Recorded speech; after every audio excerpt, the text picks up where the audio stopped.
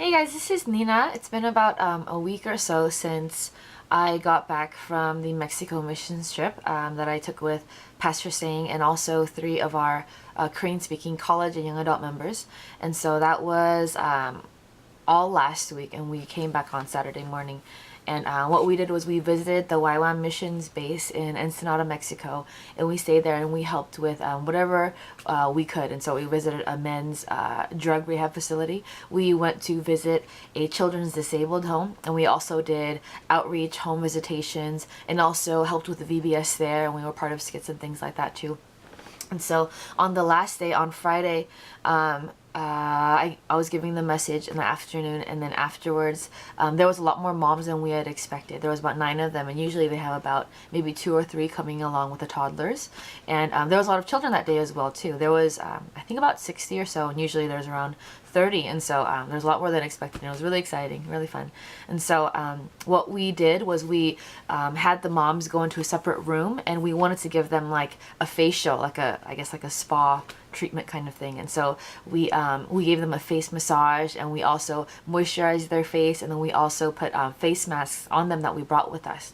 And so we were doing that, and the purpose of that was for me to be able to share the gospel and to be able to share about Jesus and the way that he's worked in my life and also in the lives of different people as well too. And so we got them into the room, and so we started doing the facial, and we were massaging their faces, and yeah, it was really good. We could tell that they were relaxing and having a good time. And so I asked the women to go around and share their name as well as how many children they had. And so we started with the first lady, and she shared that she had, I believe, 3 children or so, and she shared her name. And then she asked me to share my testimony, and I was like, well, that's perfect, because that's what I was planning to do anyway. And so I shared my testimony, and I shared about all the things that I had been through, all the things that God had saved me and delivered me from, and things like that. And after that, I felt like I was supposed to talk more, and so I felt the presence of the Holy Spirit in the room. I just felt like he was moving and ministering, and I felt like I was saying things that were much more articulate and striking than usual, than I normally am.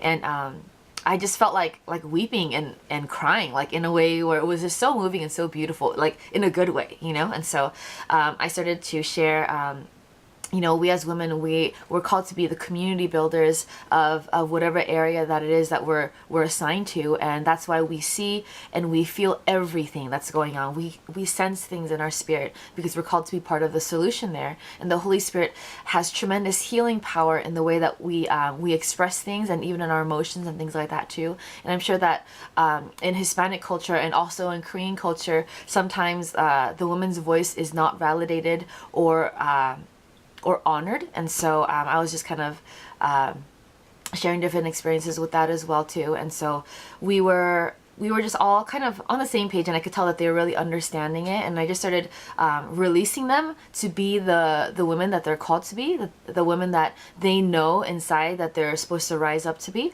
And so yeah, I just felt like they heard that, that they were understanding that. And so we talked about that, and just different things related to that topic. And then the first lady, she asked for prayer against a rebellious spirit in her own rebellious heart. And so I had her stand in the middle, and then she stood in the middle, and so we started praying for her. So it was me and 2 of the Hispanic translators named Roxana and Melissa. And so we were praying for her, and as I was praying for her, I could just feel heaviness on her, and I just felt like the Holy Spirit was really saying things to her. I didn't know exactly what, but I could tell that there was something happening. And while I was praying for her, I just felt like that really beautiful burden, and so I was praying for her, and then all of a sudden she was starting to fall, she was starting to get slain in the spirit. And I had never had that happen before when I was praying for somebody, and so I was a little concerned. I didn't know exactly what to do. And so I just held her body, and then I laid her on the ground, and after she hit the ground, she just started weeping and crying. And so I put my hand over her heart, and I just started praying over her.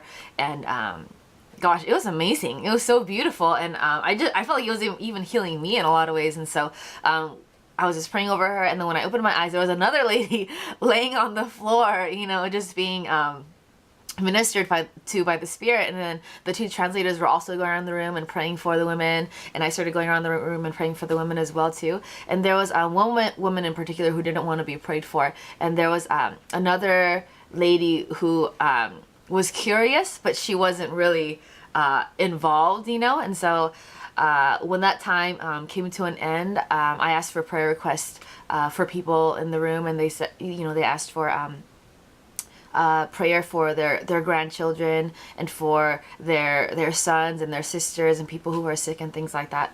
And so we prayed and we lifted those things up to God, and gosh, it was such a good time. And then we closed, and it was like that beautiful warmth and that heaviness in the room, you know. And I was the last one to leave, and so all the women, one by one, they all left, and I could tell that there was like a refreshment there.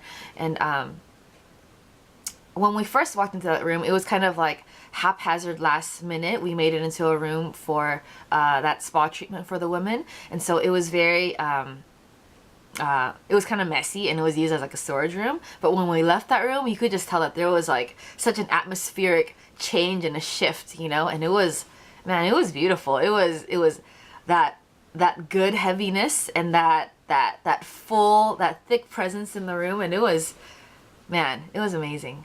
And so that's something that I really wanted to share.